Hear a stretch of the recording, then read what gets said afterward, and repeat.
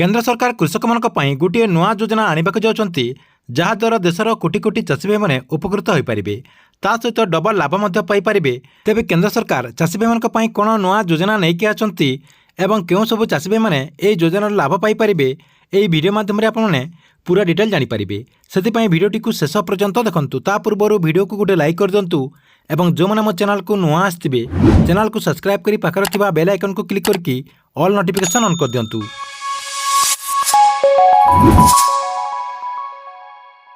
आपण मैंने समस्ते जानते जे सरकार द्वारा कार्यकारी होता विभिन्न कृषि कल्याण योजना माध्यम लाभवान होती देशर किंबा राज्यर कोटी कोटी चाषी भाई मैंने विशेषकर क्षुद्र एवं भूमिहीन चाषी मानक योजना गुड़िकर अनेक लाभ मिली। एवं किंतु केंद्र सरकार तरफ आउ गोटे नुआ योजना कार्यकारी होगा जाऊँगी से योजना माध्यम चाषी भाई मैंने अधिक लाभवान हो पारे। आपण मैंने समस्ते जानते जे चाषी भाई मान उन्नति सरकार तरफ पीएम किसान योजना कार्यकारी से योजना माध्यम चाषी भाई मानक वर्ष को 6,000 टंका मिली। एवं किंतु केंद्र सरकार आउ गोटे नुआ योजना कार्यकारी करने जाऊँगी।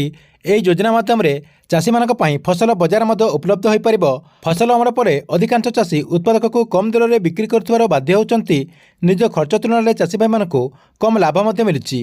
अभावी बिक्री शिकार होती जहाद्वारा चाषी भाई मानक क्षति सहवाक पड़ी। से सरकार तरफ यह योजना को कार्यकारी कर योजना माध्यम चाषी भाई मैंने चाषर उत्पादक सठिक मूल्य निर्धारण करें। खाली से नुहे याद्वारा चाषी भाई मैंने बजार में चाहिदा मुताबक उत्पादन को बजार में छाड़बार व्यवस्था खूब शीघ्र केंद्र सरकार तरफ यह योजना को कार्यकारी मीडिया सूत्र जमापड़ी। ता सहित यह योजना अधीन चाषी को रिहाती दर में गोदाम घर जोगाई दिज्व जहाँकि चाषी भाई मैंने 3 मास यही गोदाम घर पाइपारे।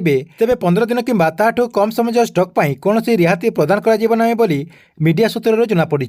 यह सहित चाषी भाई मानी यह योजना अधीन आहरी बहुत सारा लाभ रही जहाँकि किसान क्रेडिट कार्ड सुध उपर अतिरिक्त टंका प्रदान कर 3 मास कम सुधे चाषी भाई ऋण प्रदान कर बहुत लोक यह योजना को अपेक्षा कर रही। ठीक अच्छे ये आपण सरकार तरफ आसी गोटे नुआ योजनार अपडेट आपण वीडियो केमती लगे कमेंट बॉक्स में निश्चय गोटे कमेंट करेंगे और गवर्नमेंट जेकोसी नुआ योजनार अपडेट जानापी आपण मैंने चैनल टी रेगुलर देखुता।